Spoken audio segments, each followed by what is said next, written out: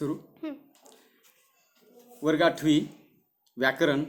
विद्यार्थी मित्रांनो, आपल्याला व्याकरणामध्ये स्वाभाविकपणे व्याकरणाचा विभाग पाहताना अभ्यासताना वर्णविचार, शब्दविचार आणि वाक्यविचार असे 3 प्रकारामध्ये व्याकरणाचा भाग पाहावा लागत असतो. तर या आधी आपण वर्णविचार हा 7वी पर्यंत अभ्यास केलेला आहे. आपल्याला आता शब्दविचार पाहायचा आहे. शब्दविचारही तुम्ही काही अंशी त्याचा अभ्यास केलेला आहे, परंतु इथं एक तक्ता मी दाखवलेला बघा बाजूला. या तक्त्यामध्ये शब्द, त्याच्यानंतर विकारी शब्द त्याला सव्यय म्हणतात आणि अविकारी शब्द त्याला अव्यय म्हणतात. आता सव्यय या शब्दाचा अर्थ असा की लिंग, वचन, विभक्ती यानुसार त्याच्यामध्ये बदल होतो म्हणून ते विकारी, आणि अविकारीला अव्यय म्हटलं त्याच्यामध्ये लिंग, वचन, विभक्तीने बदल होत नाही त्या शब्दामध्ये. तर विकारी शब्दांचे 4 प्रकार: नाम, सर्वनाम, विशेषण आणि क्रियापद. आणि अविकारी शब्दाचे 4 प्रकार: क्रिया, विशेषण, अव्यय, त्याचप्रमाणे शब्दयोगी अव्यय, उभयनवी अव्यय आणि केवल प्रयोगी अव्यय. आता आपण या शब्दांच्या 8 जाती आहेत, याचे आपण प्रकार पाहणार आहोत किंवा याच्या व्याख्या पाहणार आहोत. आता पहिल्यांदा आपल्याला माहिती आहे की पहिले नाम. नामामध्ये येतंय हे विकारी शब्दामध्ये नाम हे येतं. मग नामाची व्याख्या आपल्या प्रत्येकाला माहिती आहे की प्रत्यक्ष व अप्रत्यक्ष किंवा काल्पनिक वस्तूच्या किंवा प्राण्यांच्या किंवा पदार्थाच्या गुणधर्माच्या ठेवलेल्या नावाला नाम असं म्हणतात. मग आता याची उदाहरणं आपल्याला इथं त्या तक्त्यामध्ये पण पहा. कुत्रा, मुलगी, घर, गाव, मांजर, मुंबई, पुणे. भाववाचक नावामध्ये भाव, धर्म, नीती, पुण्य, सौंदर्य वगैरे असे. आता या नामाचे 3 प्रकार आहेत. त्याच्यामध्ये नामाचा पहिला प्रकार आहे सामान्य नाम, विशेष नाम आणि भाववाचक नाम. त्यानंतर दुसरा प्रकार येतो तो म्हणजे सर्वनाम. दुसरा जो विकारी शब्दाचा प्रकार आहे तो सर्वनाम. सर्वनामाचं म्हणजे नामाच्या ऐवजी येणाऱ्या शब्दाला सर्वनाम असं म्हणतात. मग याच्यामध्ये मी, तू, तुम्ही, आम्ही, आपण, स्वतः वगैरे या सर्वनामाचे 6 प्रकार आहेत. ते प्रकार आपण नंतर बघूया. त्यानंतर आता इथं विकारी शब्दामध्येच तिसरा प्रकार येतो विशेषण. विशेषण म्हणजे नामाची विशेष माहिती सांगणाऱ्या शब्दाला विशेषण असं म्हणतात. मग या विशेषणामध्ये आपल्याला उदाहरण सांगता येईल लाल, पिवळा, निळा, 2, 3, जास्त, कमी अशा पद्धतीची त्याची उदाहरणं आपल्याला सांगता येईल. तिसरा प्रकार विशेषण झाला. चौथा प्रकार आहे क्रियापद. क्रियादर्शक शब्दाला क्रियापद म्हणतात. म्हणजे वाक्यामध्ये क्रियेबद्दल विशेष माहिती सांगणाऱ्या शब्दाला किंवा क्रिया कशी घडते, क्रियापद हे वाक्याच्या शेवटी असतं. मग याच्यामध्ये क्रियापदाची उदाहरणं देताना येतो, जातो, खातो, पितो, आले, गेले, येतील, जातील अशा पद्धतीचे जे काही शब्द आहेत ते क्रियापद हे वाक्याच्या शेवटी येतं. त्याच्यानंतर पुढचा प्रकार आहे, आता हे विकारी शब्दाचे प्रकार झाले: नाम, सर्वनाम, विशेषण आणि क्रियापद. या क्रियापदाच्या या 4 शब्दांना विकारी शब्द म्हटलं कारण लिंग, वचन आणि विभक्तीच्यामुळे त्याच्यामध्ये बदल होतो. म्हणजे जसं आपल्याला मुलगा असेल तर मुलाला, मुलगी असेल मुलीला, त्याला जे प्रत्यय लागतो, विभक्तीचा प्रत्यय लागतो आणि लिंग, वचनाप्रमाणे त्याच्यामध्ये बदल होतो. त्यानंतर जे शब्द येतात जे म्हणजे अविकारी शब्द आहेत शब्दांच्या म्हणजे नामाच्या जातीमध्ये. अविकारी शब्दामध्ये पहिलं आहे क्रिया, विशेषण, अव्यय. आता क्रिया, विशेषण, अव्ययाची जी व्याख्या आहे शब्दाला जोडून लिहिले गेलेल्या अविकारी शब्दाला शब्दयोगी अव्यय म्हणतात. आता हे बघा, शब्दयोगी अव्ययाचं उदाहरण आपल्याला झाडाखाली, पेटीमध्ये, घराबाहेर यासारखे जे शब्द आहेत तर याच्यामध्ये वर, खाली, मध्ये, बाहेर हे जे अव्यय आहेत या अव्ययामध्ये बदल होत नाही. लिंग, वचनाप्रमाणे त्याच्यामध्ये बदल होत नाही म्हणून त्याला अविकारी म्हटलं आणि शब्दयोगी अव्यय अशा पद्धतीने आहे. त्यानंतर 6वा प्रकार आहे शब्दयोगी अव्यय झाल्यानंतर उभयनवी अव्यय. उभयनवी अव्यय हे 2 शब्द किंवा 2 पद, 2 वाक्य जोडण्यासाठी याचा उपयोग केला जातो. राम आणि कृष्ण, चांगला आणि वाईट, गोड पण लहान अशा पद्धतीच्या आणि, व, परंतु, किंवा, अथवा ही सगळी याची उदाहरणं आहेत. त्यानंतर 7वा प्रकार आहे क्रिया, विशेषण, अव्यय. तिथं तक्ता आहे पहा, त्या तक्त्यामध्ये तुम्हाला ते सगळं दिसेल. क्रियाविशेषण अव्यय जे आहे, या क्रियापदाविषयी विशेष माहिती सांगणाऱ्या शब्दाला क्रियाविशेषण अव्यय असं म्हटलं जातं.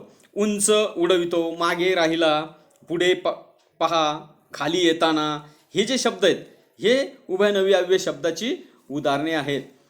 याच पद्धतीनं जो 8वा प्रकार आहे तो आहे केवल प्रयोगी अव्यय. आता ही केवल प्रयोगी अव्ययाची जी व्याख्या आहे, संज्ञा आहे, ती म्हणजे मनातले विशिष्ट भाव किंवा उद्गार हे व्यक्त करत असताना या उद्गारवाचक शब्द त्यालाच केवल प्रयोगी अव्यय असं म्हटलं जातं. ह्या उद्गारवाचक शब्दामध्ये आपल्याला आश्चर्यकारक जे वा, अरे वा, किंवा आनंद झालेला, अरे रे, आनंद झाला, वा वा वा, छान, अशा पद्धतीनं, किंवा दुःख झालं, अरे रे, हाय हाय, किंवा एखाद्या होकार द्यायचा आहे, हां हां असं आपण म्हणतो, किंवा एखाद्या वेळेस आपल्याला नकार द्यायचा आहे तर त्यावेळेला आपण छे छे शी, तिरस्कार करायचा आहे, त्यावेळेला आपण असे शब्द वापरतो.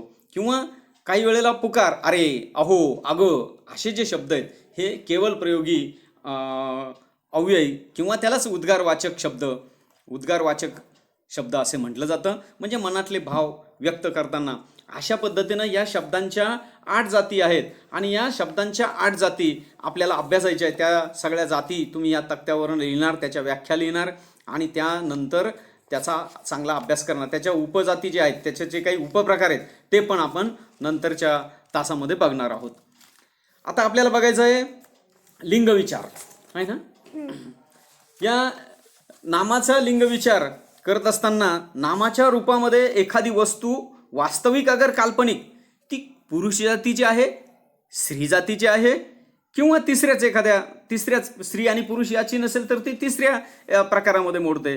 लिंग या शब्दाचा अर्थ आहे खून किंवा चिन्ह. मग लिंग वचन विभक्तीनुसार, विभक्तीमुळं नामामध्ये त्याच्या नामाच्या रूपामध्ये जो बदल होतो त्याला विकरण असं म्हटलं जातं. लिंग नामाच्या रूपावरून ओळखले जातात. आता लिंगाचे 3 प्रकार आहेत पहा. तिथं तुम्हाला जे दाखवलेला तक्ता आहे त्याच्यामध्ये बघा, पुलिंग, स्त्रीलिंग आणि तिसरा प्रकार आहे नपुंसक लिंग. आता पुलिंगामध्ये पुरुष किंवा नर जातीचा बोध करून देणाऱ्या शब्दाला पुलिंग असं म्हटलं जातं. यामध्ये सर्वसाधारणपणे तो हे सर्वनाम ज्या घटकांसाठी वापरलं जातं त्या ठिकाणी पुलिंग असतं किंवा पुलिंग आहे असं समजावं. मुलगा, घोडा, फळा, चिमणी, मृत्यू, अशा पद्धतीची त्याची उदाहरणं आहेत. त्यानंतर दुसरा प्रकार आहे तो स्त्रीलिंग. स्त्री किंवा मादी जातीचा बोध करून देणाऱ्या शब्दाला स्त्रीलिंग असं म्हटलं जातं. आता या काही वस्तू व भाववाचक नामंसुद्धा स्त्रीलिंगामध्ये मानली जातात.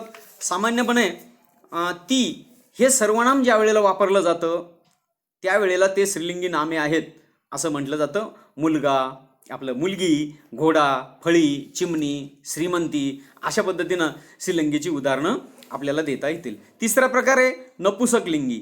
एखाद्या नामाच्या वरून पुरुष किंवा स्त्री असा कोणताही बोध होत नसेल तर त्या ठिकाणी ते नपुंसक लिंगी मानलं जातं. मग नपुंसक लिंगीमध्ये एक सगळ्यात महत्त्वाची गोष्ट लक्षात ठेवायची, तृतीय पुरुषी एकवचनी अशा पद्धतीचं ते सर्वनाम जर त्या ठिकाणी वापरलं असेल तर त्यावेळेला नपुंसक लिंगी त्याला मानलं जातं. पुस्तक, फूल, मूल, वासरू, गवत, बाळ, अशा पद्धतीनं लिंगभेदानुसार नामाच्या रूपामध्ये खालीलप्रमाणे बदल होत असतात. आता एक पुढचा तक्ता बघा, त्याच्यामध्ये पुलिंग, स्त्रीलिंग आणि नपुंसक लिंग दाखवलेले. मुलगा दाखवलं ना, तो मुलगी, मुलगे, पोरगा, पोरगी, पोरगे, कुत्रा, कुत्री, कुत्रे, घोडा, घोडी, घोडे.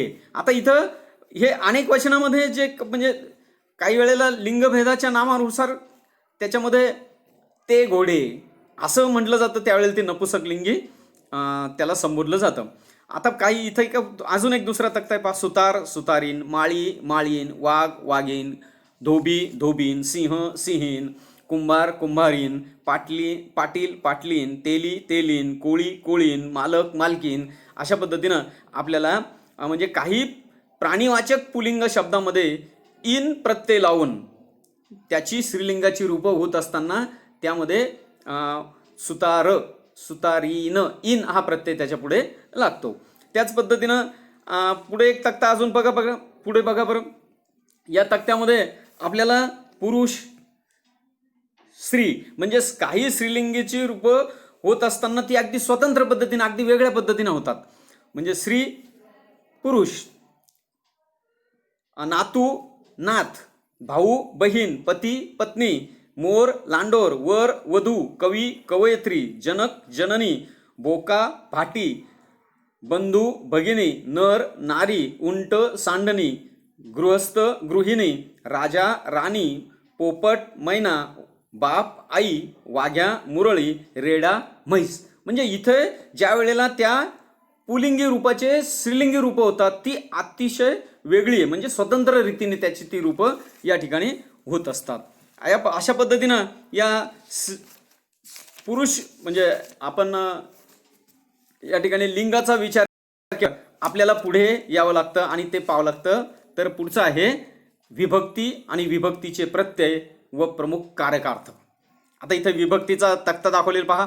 प्रथमा एक वचन आणि अनेक वचनामध्ये तिथं काही प्रत्यय लागत नाही, कर्ता असतो. म्हणजे आता विभक्तीला प्रत्यय का लागत नाही, कारण वाक्यामध्ये क्रिया करणारा कर्ता जर असेल तर कर्त्याला प्रत्यय नसतो. तो प्रथमेमध्ये जेव्हा असतो त्यावेळेला त्याला कर्ता नसतो आणि म्हणून प्रथम कार्यकार्थ कर्ता हा नामाचा प्रत्यय. आणि काही वेळेला सर्वनामे म्हणजे प्रथमेमध्ये मोडतात, त्यामुळं त्यांना तिथं प्रत्यय लागत नाही. आता प्रथमेमध्ये रामा राजा झाला असं उदाहरण आहे पहा. त्याने चांदी घेतली, तो 10 मैल चालतो, मला 4 मुलं आहेत, आम्ही नवीन मोटार घेतली.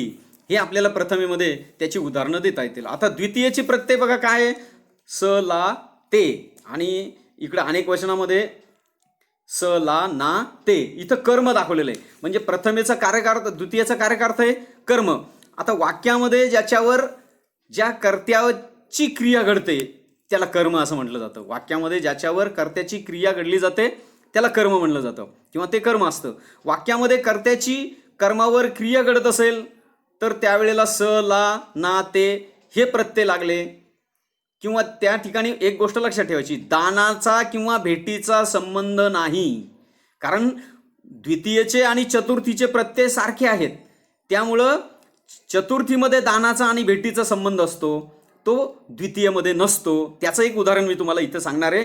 रामूने कुत्र्याला मारले.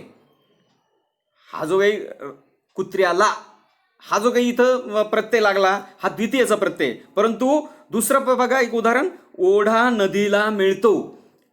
ओढा नदीला मिळतो या ठिकाणी हा प्रत्यय चतुर्थीचा झाला ला. का? कारण इथं नदीला मिळतो म्हणजे तो नदीमध्ये गेल्यानंतर त्या मिळतो, तिथं भेट होतो, त्याची नदीची ओढ्याची आणि नदीची भेट होते. त्यामुळं भेट आणि दान याचा संबंध आला की चतुर्थीचा प्रत्यय असतो. द्वितीयच्या प्रत्ययाला तसा काही संबंध नसतो. द्वितीयचा प्रत्यय हा फक्त कर्मावर घडलेली क्रिया दाखवतो.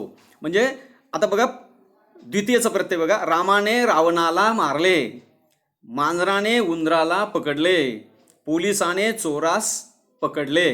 अशा पद्धतीची उदाहरणं इथे आहेत. आता एक गोष्ट आपल्याला फक्त लक्षात ठेवायची की द्वितीय कर्माला स ला नाते हे प्रत्यय असतील तर तिथे द्वितीयचा प्रत्यय असेल, पण दानाचा किंवा भेटीचा संबंध असेल तर ते चतुर्थीचे प्रत्यय असतील. एवढी गोष्ट लक्षात ठेवायची. आता इथे आपण तृतीयचे प्रत्यय बघूया. तृतीयचे प्रत्यय क्रिया ज्या साधनाने केली जाते, म्हणजे इथं कारकार्थ काय दाखवलाय, तृतीयचा करण म्हणजे साधन, ज्या साधनाने क्रिया केली जाते ते दाखवलेलं आहे. म्हणजे क्रिया ज्या साधनाने केली जाते त्याला ने ए शी ई ही नी यापैकी कोणता प्रत्यय लागला असेल तर तो तृतीयचा प्रत्यय होतो. आपण त्याची उदाहरणं बघूया. आईने चाकूने सफरचंद कापले. ने चाकूने, चाकू हे साधे, मग त्याला लागलेला प्रत्यय हा तृतीयचा प्रत्यय झाला. पोपटाने पेरू खाल्ला. ने हा प्रत्यय पोपटाने, पेरू खाण्याचं कोणी क्रिया केली, ती पोपटाने केली. तो आयटीने चालतो, म्हणजे इथं आयटीने, इथं क्रिया कशी झाली ती आयटीने. घर पावसाने पडले. घर कशाने पडले, कोणत्या साधनाने पडलं घर, क्रिया कशामुळे घडली तर पावसाने घडली. अशा पद्धतीने आपल्याला उदाहरणं देता येईल. तो पायाने लंगडा आहे. दूध लिटरने मिळते. कुत्रा पायथ्याशी झोपला. अशा पद्धतीनं आपल्याला ती उदाहरणं तृतीयेतली उदाहरणं आहेत. आता चतुर्थीची उदाहरणं, जे चतुर्थीला द्वितीयेच्या वेळेला मी तुम्हाला जे सांगितलं ते चतुर्थीचा कारकार्थ हा संप्रदान आहे. आता संप्रदान म्हणजे काय? दान किंवा भेट देणे, दान करणे किंवा भेट देणे, म्हणजे ते दिल्यानंतर परत येईल, परत येत नाही. म्हणून ओढा नदीला मिळतो, असं त्याचं उदाहरण इथं घेता येईल. अजून दुसरी उदाहरणं घेता येईल की गुरुजींनी मुलांना गणित शिकवल्यानंतर ते परत घेता येईल का? आजीने नातीला गोष्ट सांगितली, ती समर्पण झाली, दान दिली, ती गोष्ट म्हणजे ती भेट दिली गेली. राजाने झाडाला पाणी घातले वापस घेता येईल का? म्हणजे अशा पद्धतीनं इथं चतुर्थीच्या प्रत्ययामध्ये दान आणि भेट याचा संबंध असतो. आता आपल्याला पंचमीचं पाहिजे. पंचमीचा कारकार्थ आहे अपादान असून याच्यामध्ये आता अपादान म्हणजे काय की वियोग आणि दुरावा, म्हणजे ते आपल्यापासून दूर जातं असं तिथं दर्शवलं जातं, किंवा असं दर्शवणाऱ्या प्रत्ययाला किंवा नामाला जिथं प्रत्यय लागतो त्या प्रत्ययाला पंचमीचा प्रत्यय म्हणतात. पहा आता इथे उदाहरण आपण बघूया की पंचमीच्या प्रत्ययामध्ये ती क्रिया घडते, तिथून ती वस्तू किंवा त्या व्यक्तीपासून ती वस्तू दूर जाते. हे लक्षात ठेवलं की तुम्हाला ते त्याचे कारकार्थ म्हणजे विभक्तीचे कारकार्थ तुमच्या लक्षात येतील. आम्ही ही मोटार मुंबईहून आणली. कुठून आणली? मुंबईहून ती मोटार जेव्हा आणली तेव्हा मुंबईचा आणि मोटारचा संबंध दुरावला गेला, दूर झाला. सेंट्रल जेल पासून माझं घर 1.5 किलोमीटर आहे. देवाचे नाव अमृताहून गोड आहे. म्हणजे कशापासून? षष्टीचं प्रत्यय चा ची चे चा. षष्टीचा अर्थ संबंध असून त्याला मी सांगितलेले आत्ताचे प्रत्यय लागतात. षष्टीचा संबंध क्रियापदाशी येतो, नामाशी येत नाही. आपला क्रियापदाशी न येता नामाशी येतो. क्रियापदाशी येत नाही, तो नामाशी येतो. तो रामाचा मुलगा आहे. सदूचा धाकटा भाऊ खूप हुशार आहे, असं त्याचं उदाहरण आपल्याला देता येईल. आपण त्या तक्त्यामध्ये बघितलं असेल की चा ची चे च्या एवढीच त्याच्यामध्ये त्याचे प्रत्यय सांगितलेले या षष्टीच्या विभक्तीची. पण सर्व नामांचे झा झी झे झा हे सुद्धा प्रत्यय षष्टीमध्येच येतात. तसं माझा पेन, तुझा सदरा अशा पद्धतीनं. यानंतर सप्तमीचे प्रत्यय आपल्याला माहिती आहेत. त ई आ हे सप्तमीचे प्रत्यय आहेत. सप्तमीचा कारक आहे अधिकरणचा अर्थ आहे की क्रियेचं स्थान, वेळ हे दर्शवणारे जे शब्द असतात ते सप्तमीमध्ये येतात. आता जसं गाणाऱ्या घरात माझे बालपण गेले. लता मंगेशकरची जेव्हा मुलाखत होती तेव्हा ती म्हणते गाणाऱ्या घरात माझं बालपण गेलं, म्हणजे त्याचं काळ सांगितलं जातं किंवा स्थळ सांगितलं जातं. रोज सकाळी मी अभ्यास करतो. आपण सकाळी उठून अभ्यास केला पाहिजे. तुम्ही करता की नाही कोणास ठाऊक. पण इथे कोणत्या वेळेला अभ्यास केला जातो? सकाळच्या वेळेला, सकाळी केला जातो. सर्व विद्यार्थ्यात तो हुशार आहे म्हणजे त्याचा तिथं अवस्था सांगितली. साधू संत येती घरा तोची दिवाळी दसरा. कधी दिवाळी दसरा असतो? ते जेव्हा घरात येतात तेव्हा, म्हणजे तिथं स्थळ सांगितलं. अशा पद्धतीनं सप्तमीचे त ई आ हे प्रत्यय आहेत. आता इथं आ प्रत्यय कुठं आला? सर्व विद्यार्थ्यात तो हुशार आहे, इथं आ प्रत्यय आला. आता इथं साधू संत येती घरात, इथं पण आ प्रत्यय आला. इथं गाणाऱ्या घरात माझे बालपण गेले, इथं त प्रत्यय आला. आणि ई प्रत्यय कुठं आला? रोज सकाळी ई, तिथं तो ई प्रत्यय आला. म्हणजे आपल्याला ते लक्षात आलं. आता संबोधन म्हणजे ज्या नावाने हाक मारली जाते त्याला आपण संबोधन म्हणतो. आणि ह्या संबोधन एकवचनामध्ये प्रत्यय त्याला लागतात. त्याचबरोबर त्याचा विकारही होतो. आणि सर्व नावामध्ये हाक मारता येत नाही, त्यामुळं इथं संबोधन विभक्ती होत नाही. मग कसं त्याला ओळखायचं? मुलांनो रांगेत उभे राहा, मुलांनो शांत बसा, विद्यार्थ्यांनो अभ्यास करा, रामा पाणी आण. अशा पद्धतीने जेव्हा संबोधलं जातं त्यावेळेला हे संबोधन या ठिकाणी अशा पद्धतीनं विभक्तीचे हे सगळे प्रत्यय आणि कारकार्थ, म्हणजे कारकार्थ जर समजले तर आपल्याला प्रत्यय समजतील. मग आपण द्वितीय आणि चतुर्थीचा जे विभक्तीचे प्रत्यय आहेत ते सारखे आहेत, परंतु ते कसे ओळखायचे तर द्वितीयेला कर्म असतं आणि चतुर्थीमध्ये संप्रदान म्हणजे दान आणि भेट असते. त्याची उदाहरणं पण मी तुम्हाला सांगितलेली आहे, ते तुमचं चांगलं लक्षात आलं असेल. परत एकदा सांगतो, रामूने कुत्र्याला मारले हे द्वितीयेतलं उदाहरण, आणि ओढा नदीला मिळतो. नदीला इथं जो ला आहे तो चतुर्थीतला आहे, आणि कुत्र्याला इथं जे मारले हा द्वितीयेतला आहे. एवढं लक्षात जर तुम्ही ठेवलं तर विभक्तीचा तक्ता तुम्हाला चांगला समजेल. या पद्धतीनं तुम्ही सगळा तक्ता लिहून. आता आपण समानार्थी शब्द हा एक भाग बघूया. विद्यार्थी मित्रांनो, आपल्या प्रत्येक पाठामध्ये, प्रत्येक कवितेमध्ये काही शब्द असे असतात की ते प्रमाण भाषेमध्ये त्या शब्दांचे अर्थ आपल्याला काढावे लागतात किंवा त्या शब्दाला वेगवेगळे अर्थ असतात. तसे समानार्थी शब्द म्हणजे जसं एक उदाहरण पहा, इथं तुम्हाला तक्ता दिलाय बाजूला, त्याच्यामध्ये पहा, अरण्य, जंगल, कानन, वन, विपिन, रान, अश्व, घोडा, वारू, तुरंग, वाजी, हय, तुरंगम, अमृत, सुधा आणि पियुष, अनल, पावक, वल्ली आणि वैश्वानर, अभिषेक, अभिषव आणि अभिशेष, अभिनय म्हणजे अंगविक्षेप किंवा हावभाव, अही म्हणजे सर्प, साप, भुजंग, अर्जुन याला समानार्थी शब्द आहे. भारत, पार्थ, धनंजय, किरीट, फाल्गुन, अमित, असंख्य, अगणित, अमर्याद, असे अनेक शब्द आहेत. आणि हे सगळे शब्द आपल्याला आपल्या पाठ्यपुस्तकामध्ये जे काही संदर्भ आहेत, त्यात जे पाठ्यपुस्तकामध्ये शब्द येतात त्या शब्दांचे आपल्याला अर्थ असे काढायचे असतात आणि ते शब्दांचे अर्थ आपल्याला लक्षात ठेवायचे असतात. याच्यामध्ये अजून भरपूर शब्द आहेत. आकाश, गगन, अंबर, नभ, तारांगण, अंतराळ, आभाळ, आश्चर्य शब्द पहा, अचंबा, नवल, विस्मय, आहार, खाद्य, भोजन, आठवण, स्मृती, स्मरण, आमूलाग्र, मुळापासून शेंड्यापर्यंत, आई या शब्दाला बघा त्याचे अर्थ किती, जननी, माय, माऊली, माता, मातोश्री, जगजननी, माय, असे अनेक शब्द आपण त्याला वापरतो. आकाश, आकांक्षा, इच्छा, आमरण, मरेपर्यंत, आन, शपथ, आळस, कामचुकार, ऐदी, मंद, सुस्त, कुचर, निरुद्योगी, वट, उठाळ, उडंगळ, आळसट, असे अनेक शब्दांचे अर्थ येतात. तशाच पद्धतीने आपल्याला आणखीन शब्दाचा एक दुसरा प्रकार बघायचा आहे, तो आहे विरुद्धार्थी शब्द. म्हणजे त्या शब्दाच्या विरुद्धार्थी, जसं आई, वडील, बहीण, भाऊ असे जे शब्द आहेत, अशा शब्दांचे सुद्धा एक तक्ता दिलाय तुम्हाला. आता तो तक्ता तुम्ही बघा.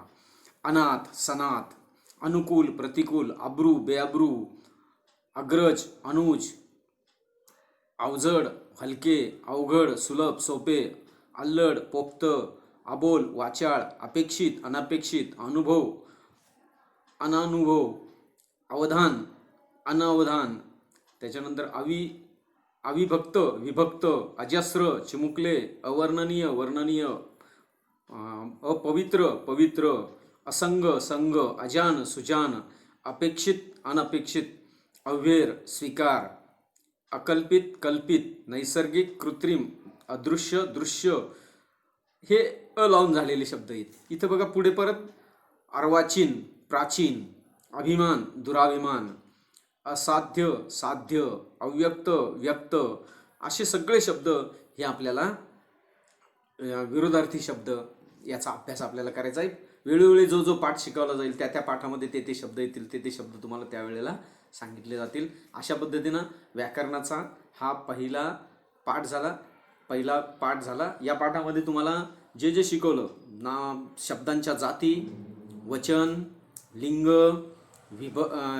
त्यानंतर समानार्थी शब्द आणि विरुद्धार्थी शब्द, या पाचीचाही गृहपाठ हा सगळ्याचे सगळा मी जेवढे तुम्हाला तक्ते दिले हे सगळे तक्ते गृहपाठ म्हणून तुमच्या वहीमध्ये मला असले पाहिजे. धन्यवाद.